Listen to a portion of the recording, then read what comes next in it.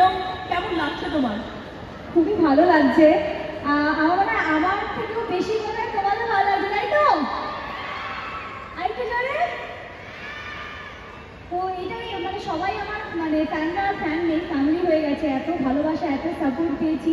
তো প্রথম কাজ আমার, আর সব থেকে বড় কথা প্রথম ছবিতে আমি যেসব গুণী অভিনেতা অভিনেত্রীদের পেয়েছি তাদের সবাইকে এক ছাদের তলায় প্রথম সিনেমাতে পাওয়া আমার মানে খুব কম অভিনেত্রীদের কপালে জুটেছে।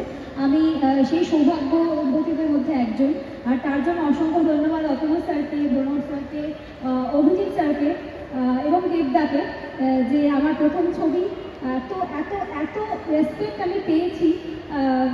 ছোট হয়েও আমি প্রচণ্ড রেসপেক্ট পেয়েছি। আর একটু ভয় লাগেনি কাজ করতে, কারণ সবাই আমাকে সেইভাবেই ভালোবেসে বুঝিয়ে কাজটা করিয়ে নিয়েছে। তো এটা আমার অনেক বড় পাওয়া। আশা করি আপনাদের সবার প্রধান খুব ভালো লাগবে। 22শে ডিসেম্বর আর কয়েকদিন বাকি।